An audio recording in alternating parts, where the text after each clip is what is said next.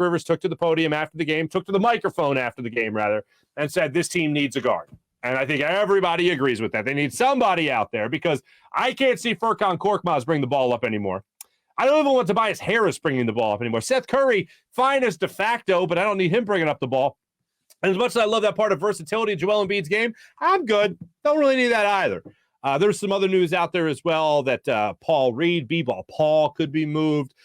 Some other guys as well. So there's a bunch of other stuff that's out there as far as what the Sixers could be doing to bring in more talent.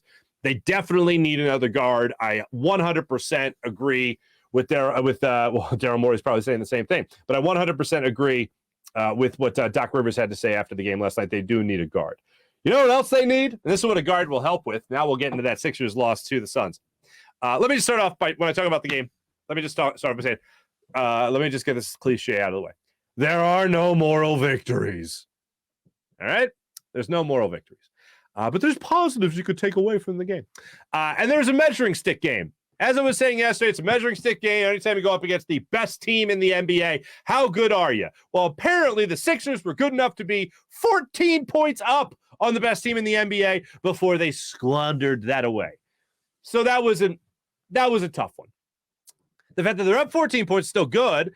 And then you see, for about a 4-minute stretch, Matisse Thybulle, okay. Furkan Korkmaz, okay.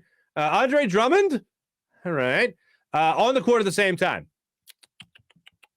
I'm not going to kill Glenn Doc Rivers over that because those guys were going to get it at some point, especially when Seth Curry was shooting 1 for 9 in the game and 1 for 6 from beyond the arc. Picked a hell of a time to actually hit his first three, and that was late in the game. Late in the closing minutes of the fourth quarter, actually. So that was nice, but I would have liked to have him a little bit more throughout. Tyrese Maxey had 14 points for you last night.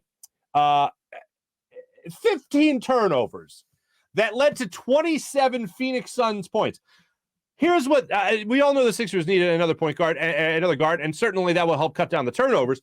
But you know what? The best team in the NBA doesn't need more chances. You know what? You shouldn't give the best team in the NBA more chances.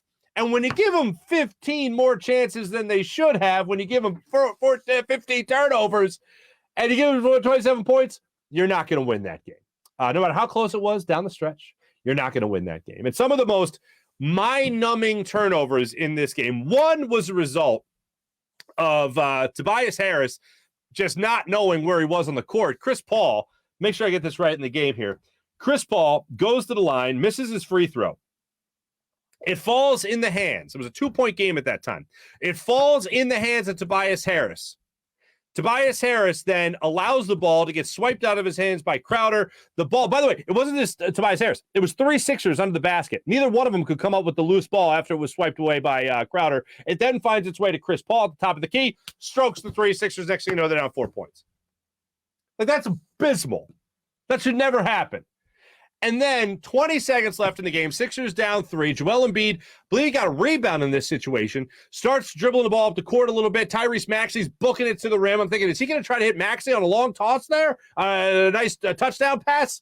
No, he instead to go cross court to Seth Curry, who he then throws the ball over Seth Curry's outstretched arms, out of bounds, goes the other way. No real Sixers chance after that. Toby needs to secure that ball with about 3:30 left in the game, down a point. And Joel Embiid can't have a turnover like that. And also Joel Embiid with the time ticking off the shot clock, put up like a prayer of a 3, off balance 3 that he hit the corner of the backboard on the opposite side of where he was shooting from, way too strong. And that was just a bonehead play by Joel Embiid. Should have found somebody else if he was that off balance. And I think he had enough time on the clock to be able to do that as well. But he forced it, and it ended up not going the Sixers' way. But Embiid had another 30-point performance last night. Tobias Harris had a 30-point performance. He's now averaged 22 points per game over his last 11 games. That's great to see from Toby. But he also had 4 turnovers last night, including that turnover when Crowder swiped that ball away from him. So definitely a tough loss to swallow. Good measuring stick game, but ultimately the Sixers failed. And when you're playing the best team, you can't give them 15 more opportunities to outdo you like they did in that game. And I know a lot of people will pile on Doc Rivers for his rotations and how much time Furkan Korkmaz got and all that. if there was a game to excuse some of that, it would be this game when you consider how much Seth Curry was struggling from the field in this game and how much the team turned the ball over 15 times. It's just unbelievable to me.